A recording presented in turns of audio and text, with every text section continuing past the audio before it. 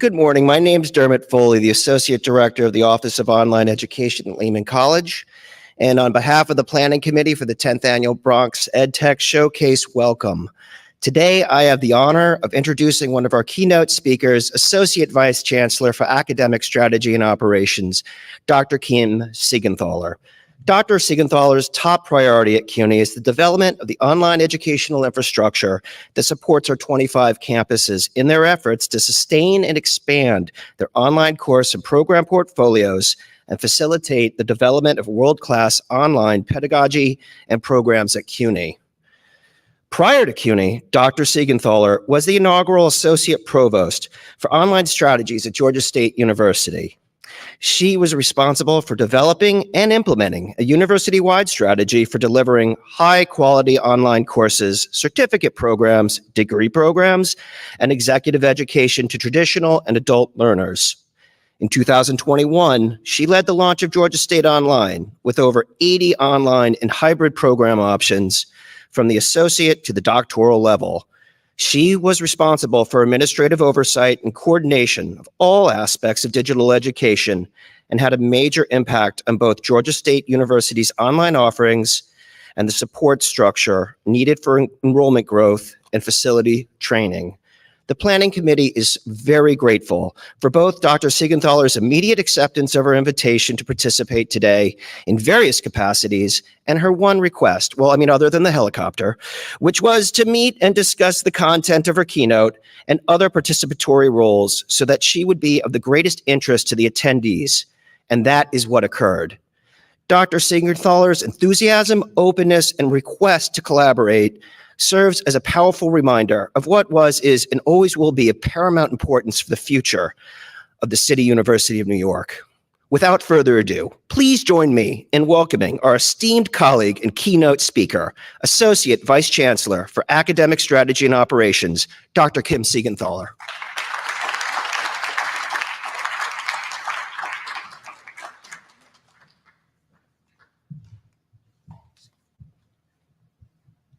What a great welcome. And I just want to say how excited I am to be here for not only the 10th anniversary of this conference, but the first return to in-person. The math is bad, right? Is it 4 years, 3 years, whatever, it's been a while. And so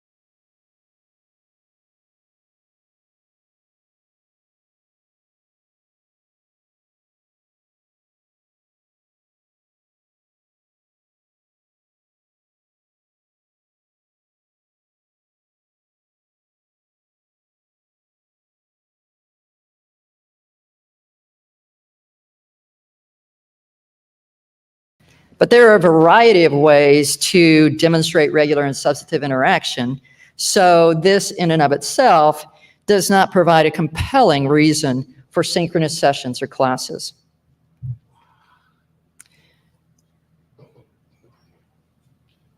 You may remember that hybrid instruction was held up a few years ago as the gold standard for student learning.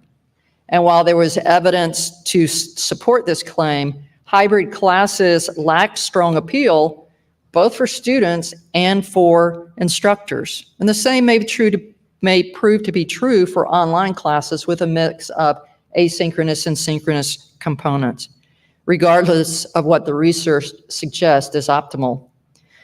Spring 23 breakout by modality reveals that 59% of enrollments across CUNY were in in-person classes.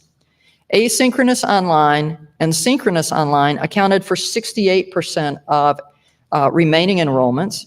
Hybrid asynchronous and hybrid synchronous combined accounted for 10% of enrollments overall, and 24% of enrollments other than in-person. CUNY-wide, online classes that offered a mix of synchronous and asynchronous accounted for only 2% of the sections, which may indicate limited current interest or comfort among faculty in teaching in this particular format. This is the first semester we've coded classes this way, so we haven't yet looked at the data to see what student characteristics may align with particular modalities, or if there are any differences. Over time, as best practices are established for synchronous online instruction, and as students newer to online become more experienced in that environment, I think we'll start to see student preference for asynchronous, synchronous, or a mix break out by variables such as age, course level, subject, or whether the student is enrolled in a fully online or an on-ground program. Understanding why students choose a modality can help inform course design and enhance the student learning experience in each modality. And so while that's all very interesting, when we get caught up in debates about the superiority of one instructional modality over another, we miss the main point. If CUNY is to fulfill its educational mission, to provide equity in access and opportunity, not only for a first credential, but for continuing upskilling and reskilling, we must offer courses and programs in modalities and formats that meet learners where they are. Our students have complicated lives, and we're obligated to smooth the way toward completion of degrees rather than throw up additional and unnecessary barriers to their progress.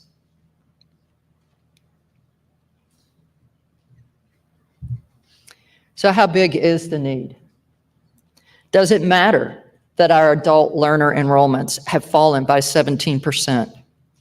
Across New York City's 5 boroughs, the number of working age adults who lack a 4-year degree is larger than that of many states. Data from the National Student Clearinghouse indicates that the number of students who stopped out without earning any credential now exceeds 40 million. Who is better positioned and equipped to respond to that need than CUNY? And what better way to increase accessibility to CUNY's degrees than through online?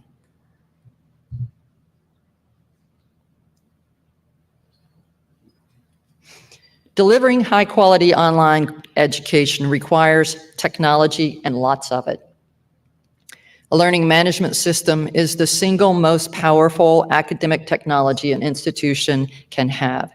And while it's essential as a content repository, it provides far more than a container for course content. With our transition to D2L Brightspace over the next couple of years, instructors and students will benefit from the modern and easy-to-use navigation, advanced analytics for student learning, and features that support instructor-to-student and student-to-student interaction and opportunities for engagement. The gradebook feature is of particular value to students as it enables them to track how they're doing in the class. The LMS also provides data security and improves the institution's ability to comply with required data reporting such as student participation for financial aid eligibility verification. The LMS is not just for online and hybrid courses. Every class, regardless of modality, can use the LMS as a repository for class materials to increase student access, utilize the gradebook and the various tools to support teaching and learning across modalities. Its communication features support student and instructor interaction outside scheduled classroom hours.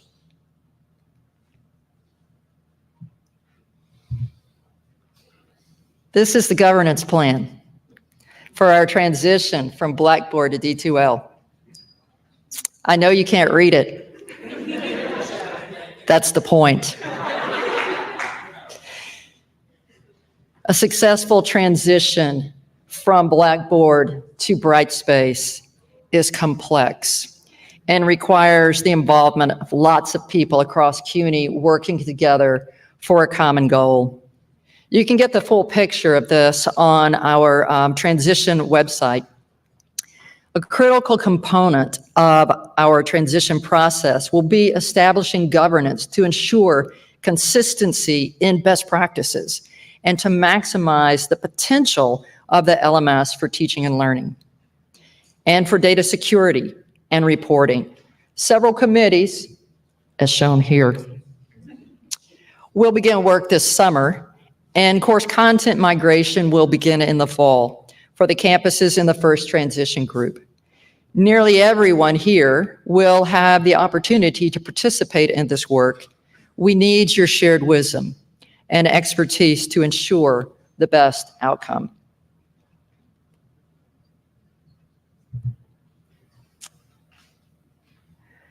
We've recently established the Office of Academic Technology in OAA with the hire of CUNY's inaugural Chief Academic Technology Officer, Vivek Upadhyay. In this role, Vivek will lead CUNY in the development and implementation of a more strategic approach to the selection and use of academic technologies to maximize effectiveness and economies of scale. With the addition of this office, OAA is committing to increased communication about and training in academic technologies across our campuses. The continuing proliferation and growing sophistication of technologies designed to support teaching and learning and student success is amazing and can be overwhelming when trying to determine their unique or collective usefulness.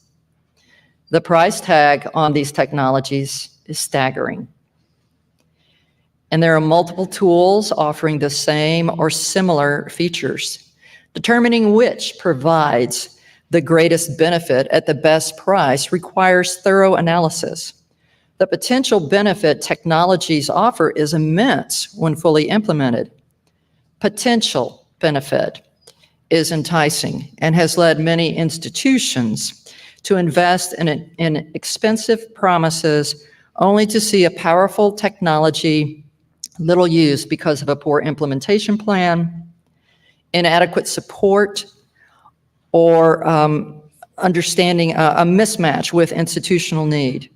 So we have to look beyond the shiny potential of a technology to the actual benefit and the lift required to implement and sustain it.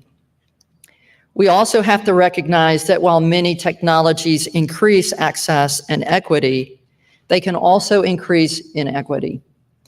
Those that students have to pay for or that require reliable high-speed internet will be inaccessible to some students. And so when considering a new technology, we must ask who will be excluded if this technology is implemented. It's the role of the Office of Academic Technology to look at the various platforms and tools from all angles and help us make better informed decisions and understand what's needed to ensure widespread adoption.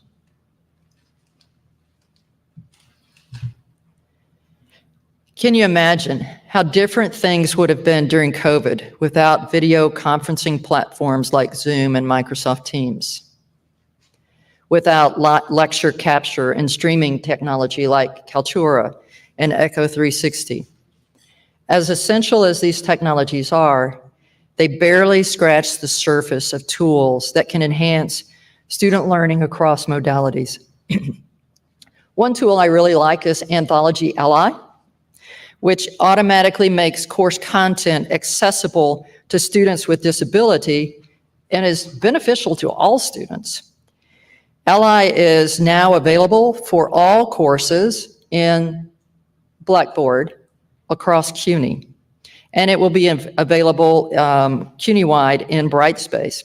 It can enhance teaching and learning by creating accessible digital content for more inclusive learning environments, by automatically checking for accessibility issues and generating alternative formats, and improving usability and readability of learning materials to meet all students' needs and learning preferences.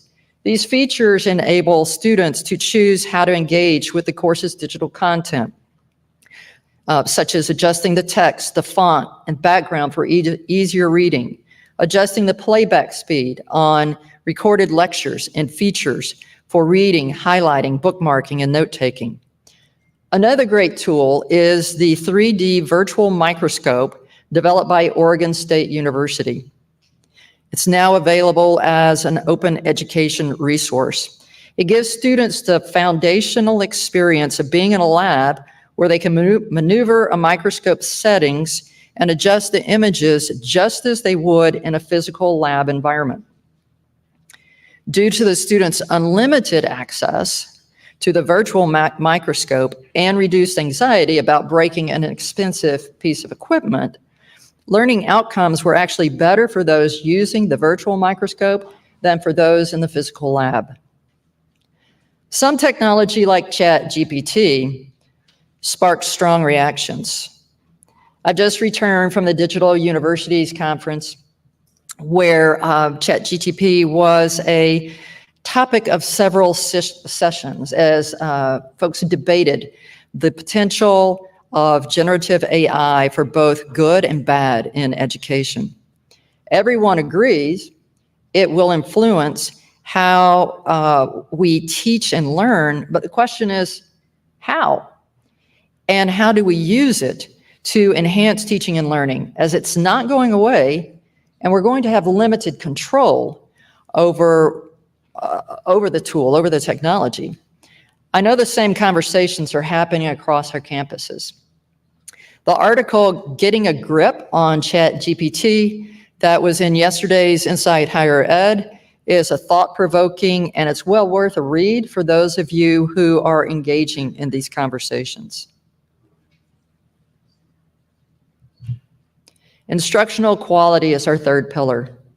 Without it, the accessibility afforded by modality and technology loses its value.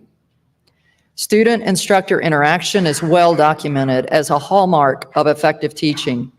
In in-person classes, we take for granted that these interactions are occurring. Online classes should contain the same or similar types of instruction, of instructor-initiated interactions.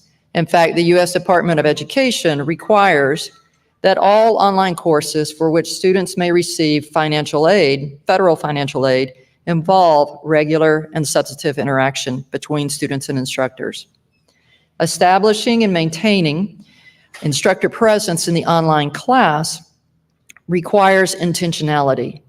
Without evident presence, instructor presence, student-to-student engagement, students in online classes can feel isolated in their learning experience.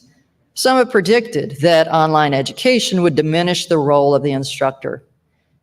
I believe the reverse is true. Students who are enrolled in on-ground programs have access to many opportunities to develop a sense of belonging and community with their campus. The occasional poorly taught in-person class is offset by the additional connections that students have with the campus. For fully online classes, the instructor is often the primary connection, and students' learning experience in the online class is a key factor in whether they continue at the institution. When students have rich, meaningful, and engaging learning experiences in their online classes, they're more likely to continue in the program. So what do we mean by regular and substantive interaction, and why is it required? The U.S. Department of Education mandates regular and substantive interaction to ensure that online classes are not plug and play or set and forget. That students in our online classes receive equitable quality of instruction.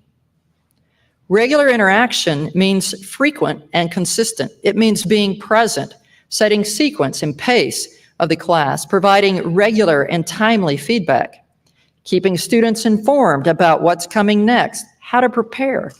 It is intentionally doing in the online class what most instructors do automatically in their face-to-face classes. Being present means showing up online like showing up for an in-person class. While delivering a synchronous lecture is one way of being present, there are many other ways to do so.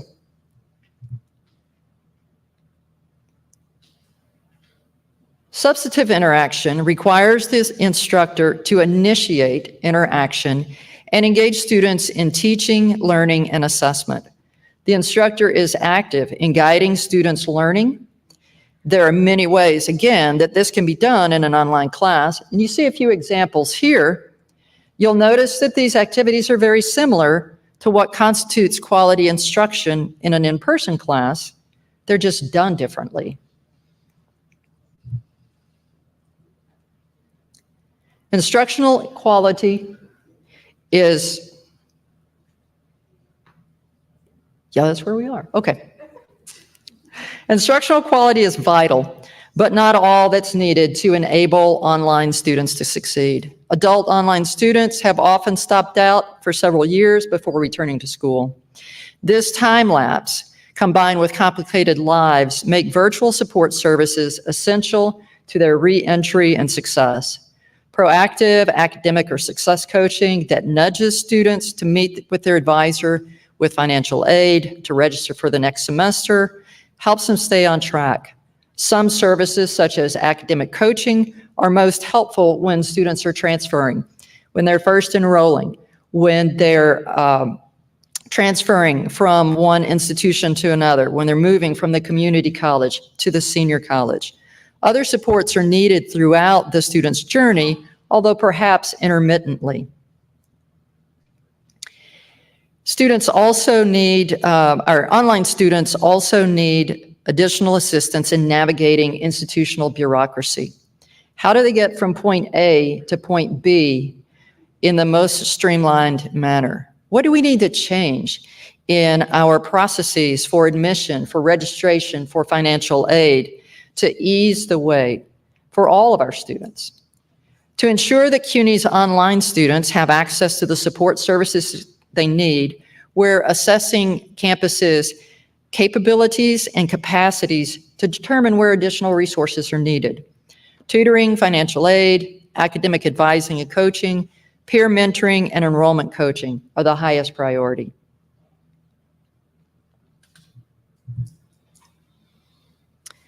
We've talked about the intersection of modality, technology, and instruction in the higher ed environment. I want to shift our attention now to the structure of our credentials. Associate, bachelor's, and graduate degrees are our staple, the foundation of higher ed. And the bachelor's degree remains the gold standard in American post-secondary education and training. But now more than ever, people need greater flexibility in their education pathways to enable faster upskilling and reskilling to remain competitive and advance in their careers. Stackable credentials, defined by the U.S. Department of Labor as those that are part of a sequence of credentials that can be accumulated over time and move an individual along a career pathway or up a career ladder, can provide this flexibility. Stackable, alternative, micro, or nano, the concept is the same. Shorter-term credentials that make it easier for students to on-ramp and off-ramp as needed and to progress toward their educational goals.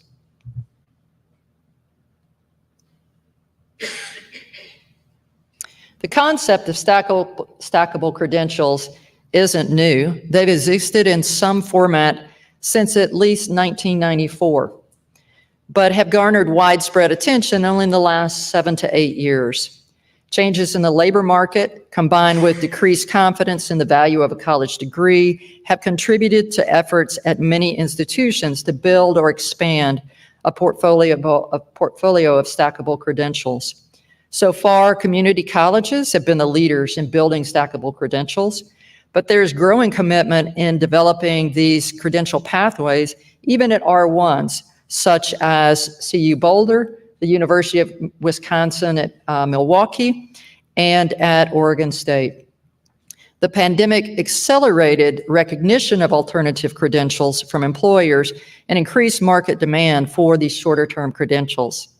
A recent survey conducted by the Strata Education Network found that 60% of Americans now prefer shorter-term credentials to full degree programs.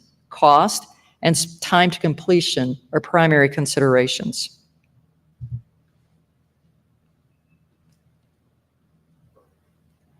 The greater flexibility and lower cost of shorter-term or incremental credentials that can be stacked into larger degree pathways are particularly valuable to those learners who have traditionally been left behind due to socioeconomic reasons.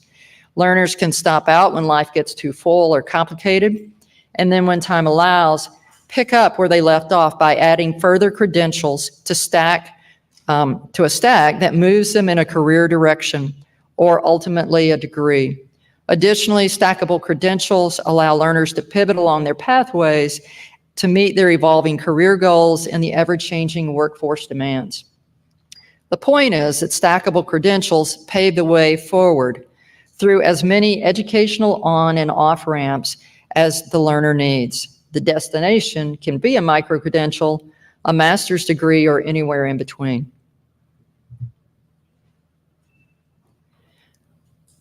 A comprehensive market and gap analysis of CUNY's programs indicated that we already have many of the pieces, both credit-bearing and non-credit, needed to create credential pathways. What we lack is a holistic and cohesive strategy to connect the various credentials across campuses, replete with on and off ramps that provide students with clear pathways to progress educationally and professionally in specific fields.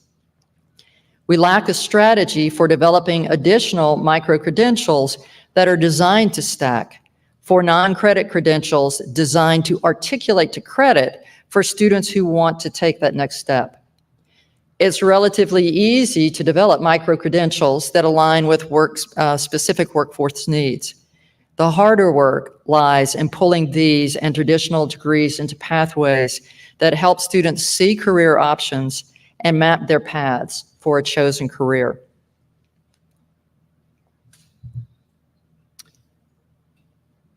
Snazzy, huh? I didn't build it. This is an example of what a credential pathway might look like in healthcare.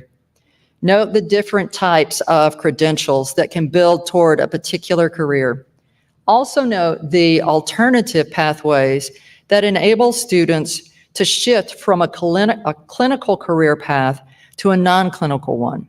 This is critically important in highly competitive disciplines such as nursing and physical therapy, where a high percentage of students who apply to a program are not admitted. CUNY's scale and diversity of program offerings, plus our many industry connections, enable us to develop unparalleled breadth and depth and credential pathways that open more opportunities for learners to gain the education needed for their careers. My office and the Office of Career and Industry Partnerships are developing a strategy to create a CUNY-wide model to build pathways for a number of disciplines, including healthcare, business, education, and technology. Campus academic leadership and offices of adult and continuing education are informing the strategy and identifying existing credentials that could be stacked. And we plan to pilot, or at least identify a few pilot programs by fall.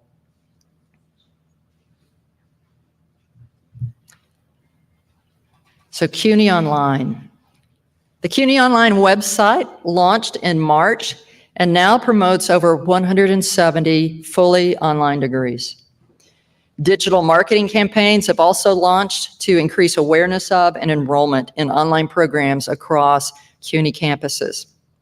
So I've been asked a number of times if CUNY Online will offer degree programs or hire faculty. The answer is no. That is the work of the campuses. CUNY Online is a marketing brand, as demonstrated here, and an administrative structure designed to support campuses in their expansion of online program offerings. Over 20 campuses are currently planning or actively working to develop more than 30 online programs over the next year. Some of these will be collaborative programs involving multiple campuses and designed to address market needs in innovative ways. This is indeed an exciting time to be at CUNY. We have so many opportunities to work together to meet the educational needs of New York and beyond, and I look forward to partnering with you in this work. Thank you for your time.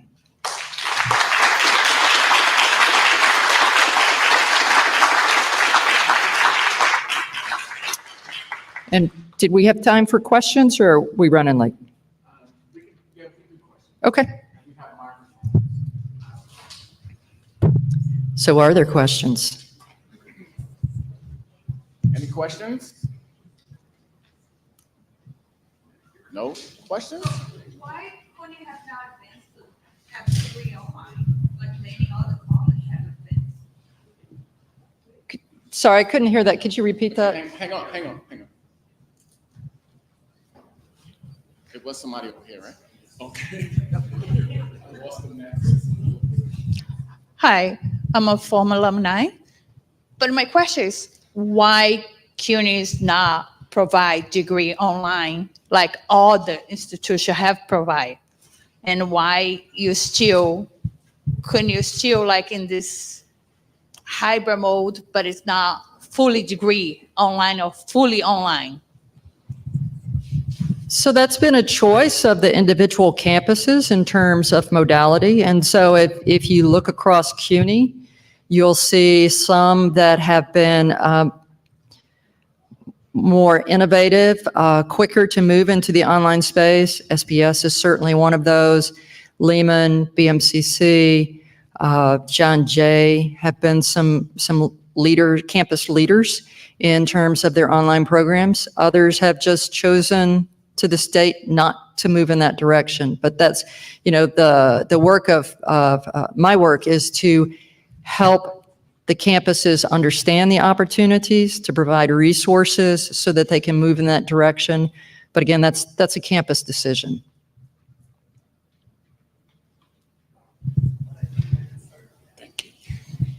Hi, I'm from School of Public Health. I'm just wondering how we can identify our interest in being part of the pilot program for micro-credentials. Send me an email. Yeah, that's one of the things that we're beginning to look at is what do we have? And so just like it took me about 8 months to identify the existing online programs across the campuses, it's going to take a while to identify some of these credentials that could be stackable. So where you can provide information to me about what we already have, that helps us get jump started. And where you indicate interest in helping to build or contribute to those pathways, that's also very, very helpful at this stage. Thank you.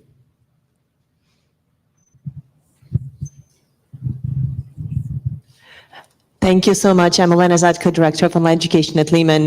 Just wanted to thank you for this terrific and very informative presentation and helping CUNY move forward. I have a question. How can we support faculty? You've talked about change at the beginning of your presentation, and we know change is hard, right? And with lots of resources, with lots of support, how can we help, CUNY and the rest of the colleges get on board with moving forward, being innovative and creative when the change could be so difficult? Thank you. If I had the answer to that question. No, it's a great question, and it's a never-ending effort, right? Because technology keeps changing. We keep learning things. And so we are in the education business, so we should all continue to learn. But a lot of it's about providing the right resources at the right time.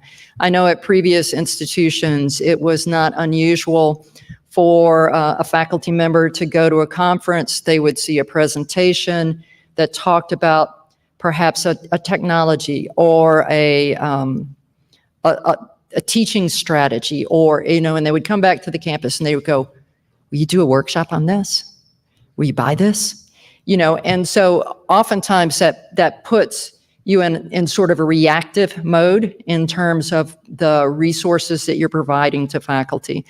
And where I think there's benefit for us is if we can move into more of a proactive role in identifying what are the things that faculty really need to understand about teaching online. And I know a number of the campuses have developed programs, training programs related to teaching online, and that's fantastic.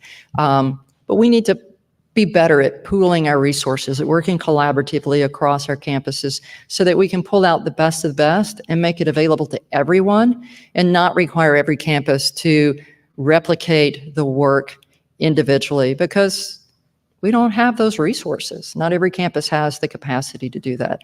And so working together, I think we can achieve a lot more and advance faculty development in that respect.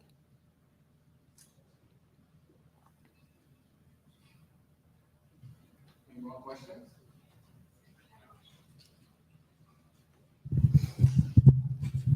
Is there any plan to expand the micro-credentials program to PhD as well? I think that's something that could probably help with the lack of minorities and that have PhDs. Where there is market need and where there is campus interest, yeah. We're not setting any boundaries around that. We're exploring that. There are, where we'll start is with sort of a low-hanging fruit. Where are the most obvious needs? Where do we have the most pieces that it's easiest to put those together and get them out there? And then we'll continue to expand both in terms of disciplines and in levels. So again, if there's interest, shoot me an email.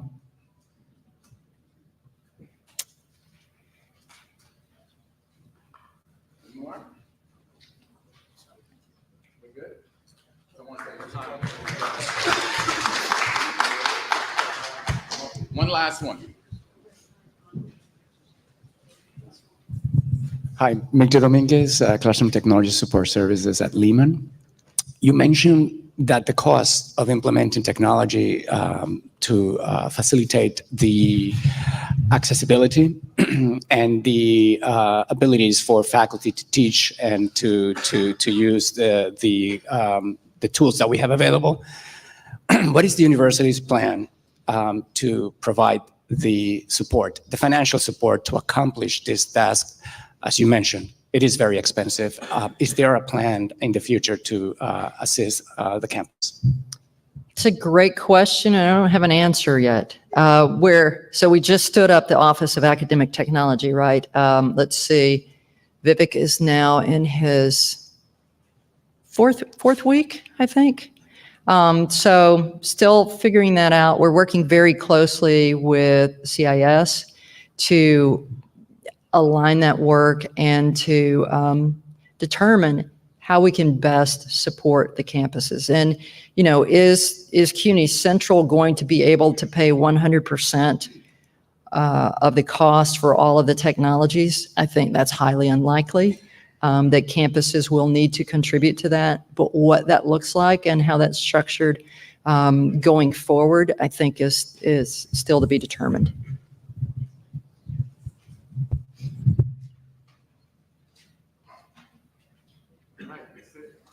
Guys up in the booth, can you bring up the housekeeping slide? And can we give him a round of applause?